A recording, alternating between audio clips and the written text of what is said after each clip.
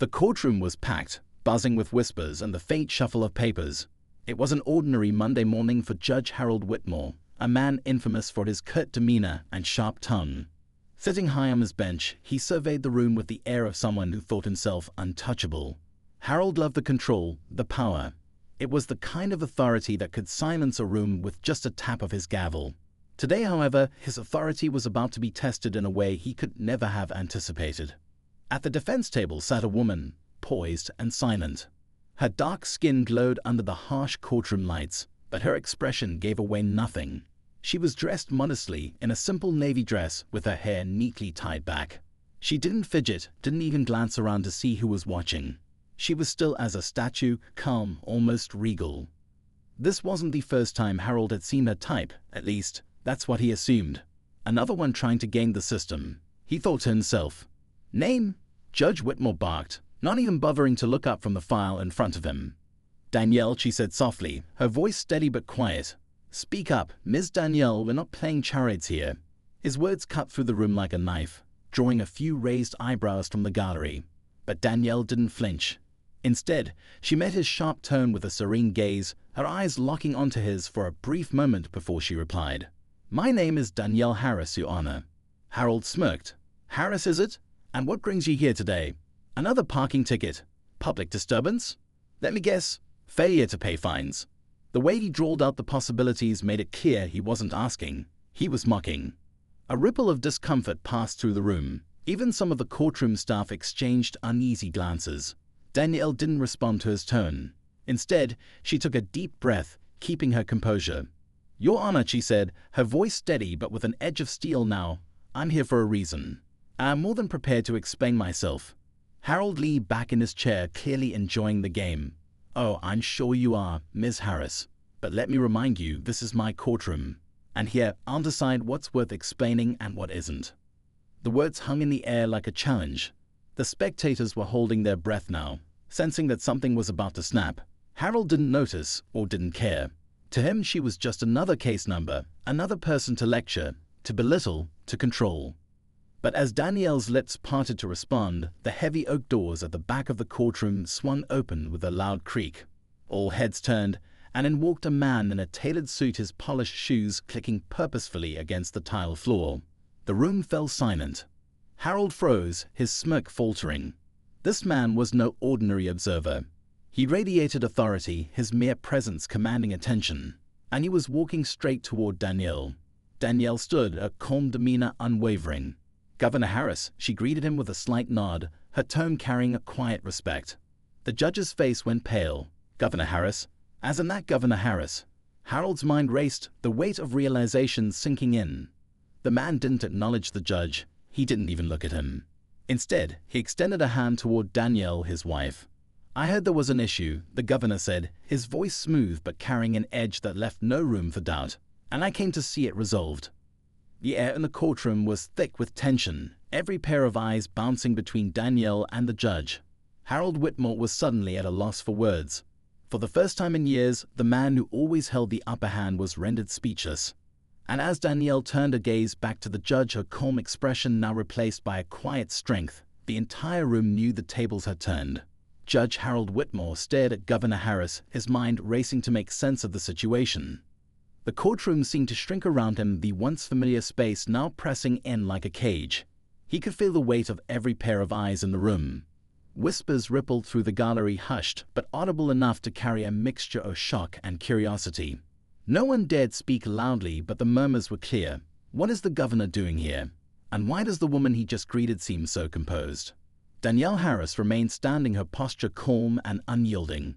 There was something in her eyes now, a flicker of quiet satisfaction as she watched the judge struggle to regain his footing. She hadn't said a word, but her silence was louder than anything else in the room. It was the kind of silence that demanded respect, the kind that made people sit up and pay attention. The governor finally turned his gaze toward the judge, his sharp eyes narrowing. "Judge Whitmore," he said, his tone even but loaded with unspoken warning, "it seems there's been a misunderstanding here." Harold's throat felt dry. He swallowed hard, his hand twitching toward the gavel, as if to assert some semblance of control. "Governor Harris," he began, his voice wavering slightly before he steadied it, "I wasn't aware you would be attending today's proceedings." Governor Harris' lips curved into a thin smile, one that didn't reach his eyes. "I wasn't planning to," he replied. "But when I heard about the treatment my wife received in your courtroom, I thought it best to see things for myself." The room was deathly quiet now, save for the distant hum of the air conditioning. Harold felt a bead of sweat slide down the back of his neck. He prided himself on being able to read people, to anticipate their reactions, but Danielle and her husband were a puzzle he couldn't quite piece together. How had he missed the connection? And more importantly, what would this revelation mean for him? Clearing his throat, Harold forced a smile.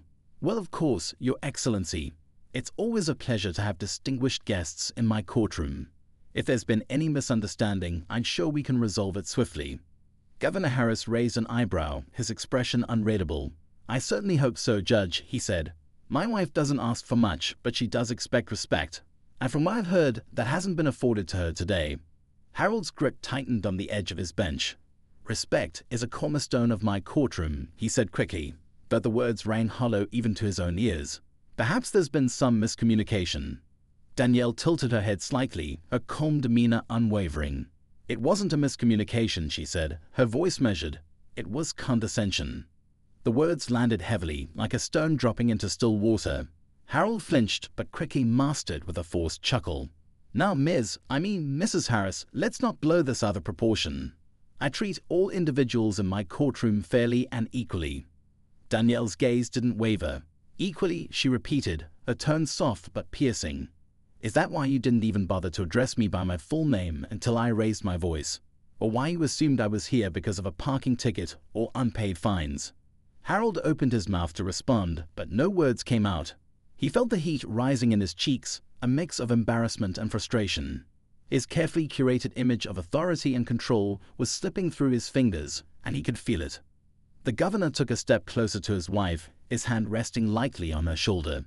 "Judge Whitmore," he said, his voice carrying a quiet authority that commanded the room, "Danielle isn't just my wife. She's a dedicated advocate for criminal justice reform, with years of experience working to improve the system you claim to uphold. And she came here today not as my wife, but as a concerned citizen who wanted to see how your court operates." Harold's eyes widened. He glanced at Danielle again, as if seeing her for the first time. The quiet confidence, the poise, the way she carried herself, it all made sense now.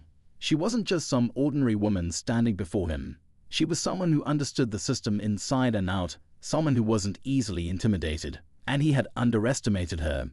The whispers in the gallery grew louder now, a mix of astonishment and speculation. Danielle let the moment linger before speaking again. "I didn't come here to make a scene," she said. "But the way you spoke to me, the assumptions you made, they're not just about me. They're about how you treat anyone who doesn't fit your idea of what respectability looks like." Harold felt a prickle of defensiveness. "Mrs. Harris, I assure you I treat every case with the utmost professionalism." "Professionalism?" Danielle's voice remained calm, but there was an edge to it now.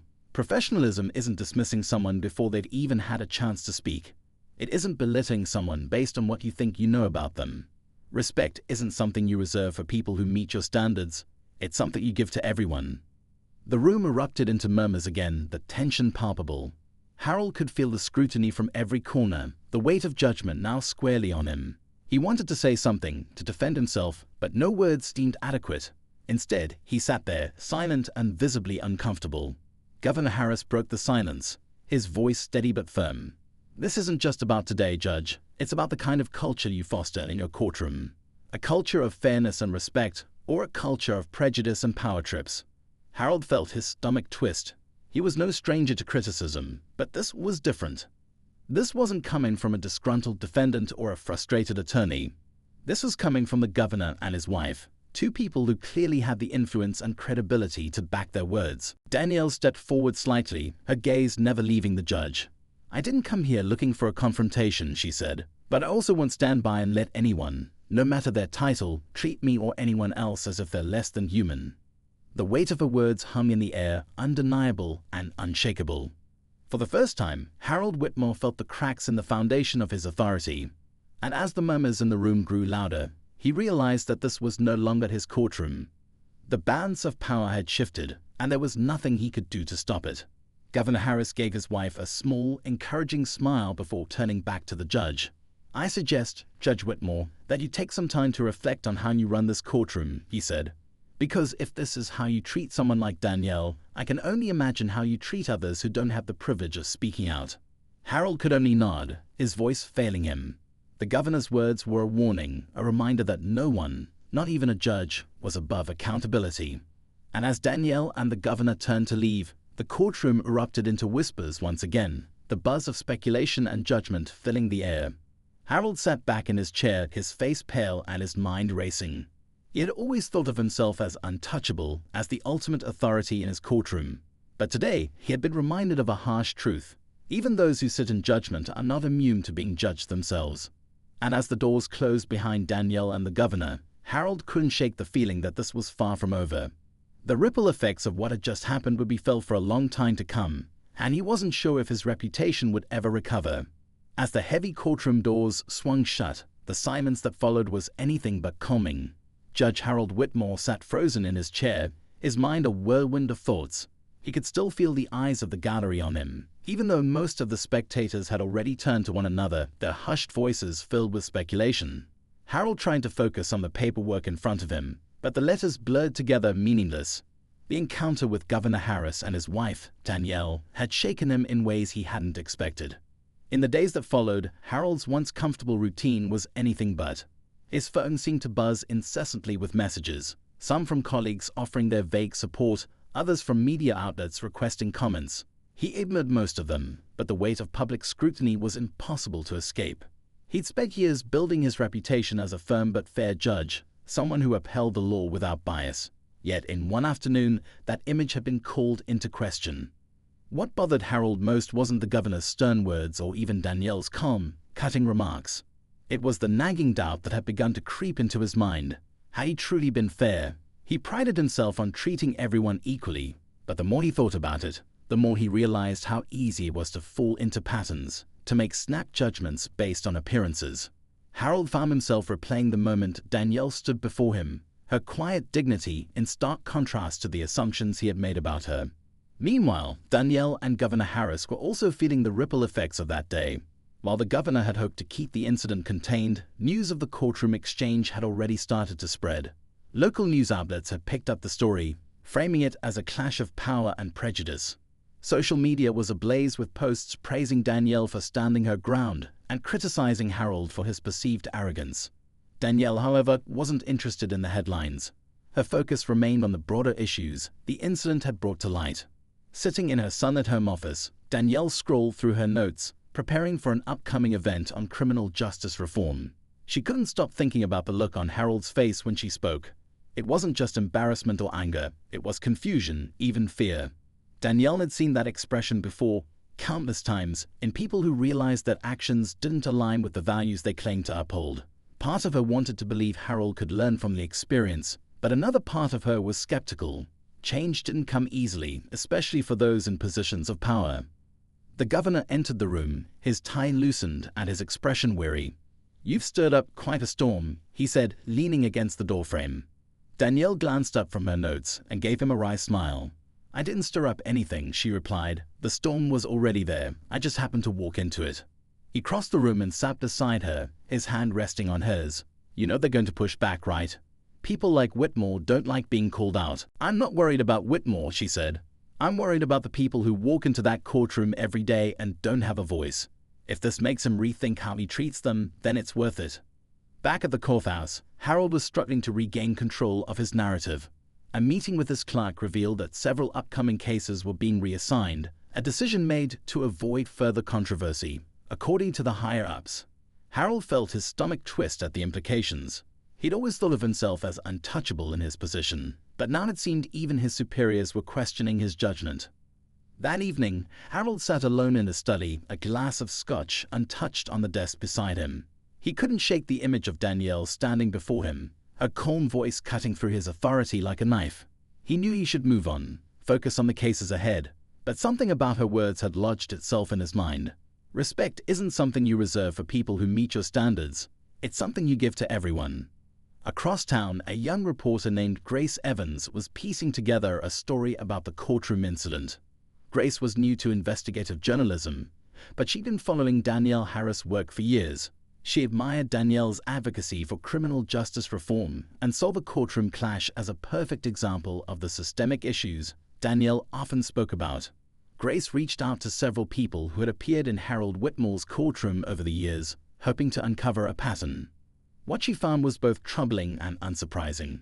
Former defendants and attorneys described a judge who was meticulous but occasionally condescending, particularly toward individuals who didn't fit a certain mold. While Harold had never been accused of outright discrimination, there was a consistent thread of complaints about his tone and demeanor. Grace knew her findings could add fuel to the fire, but she also felt a responsibility to bring them to light. As the days turned into weeks, the tension surrounding the incident continued to build. Harold received an official notice from the Judicial Review Board, informing him that a formal inquiry would be conducted.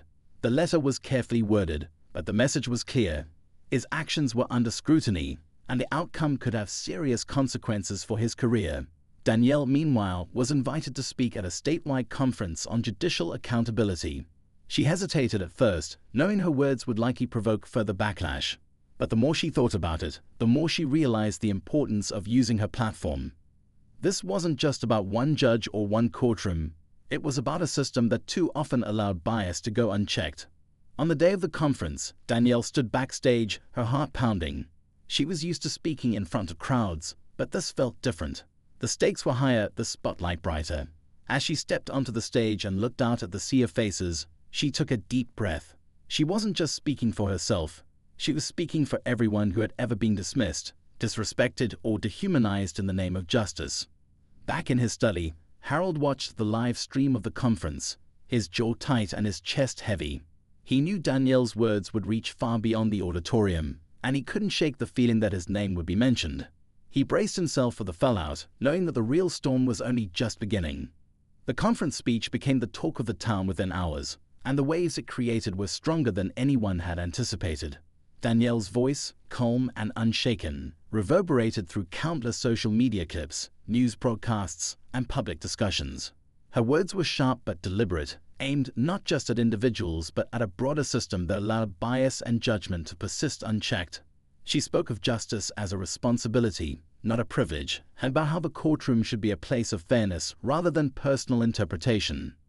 For Harold, watching the speech felt like standing in front of a mirror he couldn't escape. Every point Danielle made was a reminder of the values he thought he upheld but was now questioning. He replayed the moments of that fateful court session in his mind, dissecting his own tone, his assumptions, and even the way he had dismissed Danielle before truly listening to her. It stung in a way Harold hadn't experienced before. It wasn't just public opinion turning against him, it was his own conscience. By the time the Judicial Review Board's inquiry began, the courthouse was teeming with reporters and onlookers. Harold had tried to go about his duties as usual, but each glance or whisper he caught from a colleague reminded him that things were far from normal. The hearings were closed to the public, but leaks ensured that every detail trickled out to the media. The board asked pointed questions about his courtroom behavior, scrutinizing not just his interaction with Danielle, but other cases that might suggest a pattern. Harold was forced to confront testimonies from former defendants, witnesses, and even attorneys who spoke of feeling belittled or judged unfairly in his courtroom. The mounting tension began to wear on him. Nights became sleepless, and Harold found himself pacing his quiet home, wondering what the outcome would be. The man who once prided himself on control now felt utterly powerless. Yet, somewhere in the growing chaos, Harold began to consider something he had avoided for years, confronting his own biases. He found himself poring over legal journals, diversity training materials, and court transcripts, not to defend himself, but to understand how his actions had contributed to the storm he was now in. At the same time, Danielle's life had taken on a whirlwind of its own. Invitations for interviews and panel discussions flooded her inbox, and she had to carefully navigate how much attention to give the situation. While she was proud of her role in sparking a broader conversation, Danielle remained focused on her work. She met with advocacy groups, lawmakers, and community leaders, pushing for tangible changes to the judicial system. But in quiet moments, she couldn't help but wonder how Harold was dealing with it all. She didn't want to destroy him. She wanted him to understand, to change. Then came the breaking point. Grace Evans, the young reporter who had been investigating Harold's past cases, published a detailed exposé. The article highlighted a pattern of subtle but consistent biases in Harold's courtroom, particularly toward women and people of color. It was carefully written, balancing fact and context, but the damage it did to Harold's already fragile reputation was immediate. News outlets picked up the story, and public opinion hardened against him. That morning, as Harold walked into the courthouse, the air felt heavier than ever. Protesters stood outside, holding signs that called for his resignation. The chants followed him inside, echoing in his mind as he sat through yet another day of hearings. For the first time, Harold truly felt what it was like to be judged, not just by a board, but by a society that had lost faith in him.